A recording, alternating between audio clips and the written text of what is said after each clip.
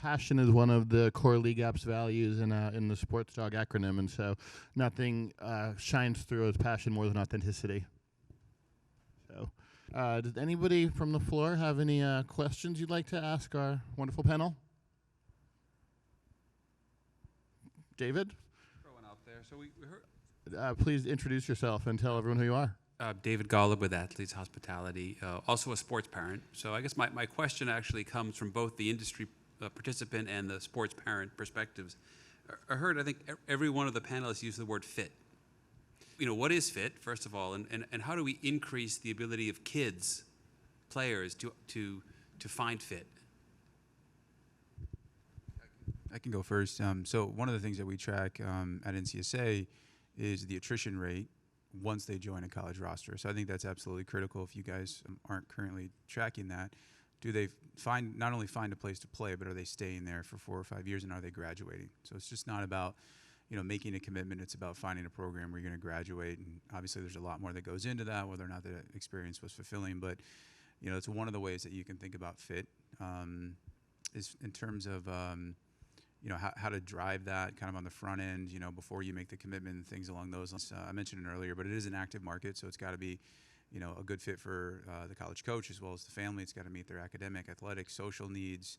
All of those sorts of things kind of have to stack up. And, I think maybe fit is somewhat misleading, that it's going to be perfect. And that might be one of those things that you deal with on the family's end, where if it doesn't check every single box for the family, then it's something they're going to want to, where you want to start. And then if you're not tracking attrition rate once your players join a college roster, that's absolutely critical, because that can speak to the confidence that you relay back to families. Like, listen, when we talk about, going through this process to identify a school's a good fit, I'm speaking from a place that shows you that we have lower attrition rates versus our competitors, which, you can track that data pretty easily.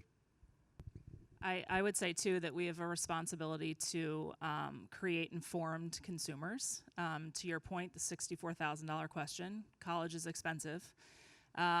So I know I always say, try to create lists where, like, scholarships are not even a factor. Like, is this a school that you can go to? Is this a school that checks all the boxes and you can afford it? And they haven't focused on the coach who, having been a college athlete, there's no one on that campus who's going to have more influence than your college coach if you're playing a sport and you're playing seriously. And I think we see folks who do really well in a high school or club program that's disciplined, and the water breaks are at 3:02, and then we're back on the field at 3:04, going over here to play for a coach that's roll the balls out.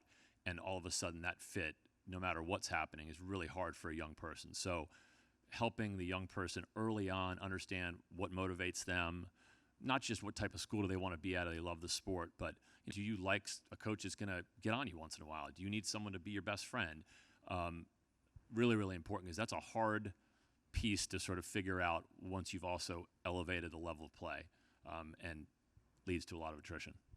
It's also like one of those things that most families don't have a lot of confidence in challenging the coach to ask those questions. What type of coach are you? How are you going to be a fit for my son or daughter? That goes back to educated consumers. When you're educated, your confidence level increases, and you can have those right conversations.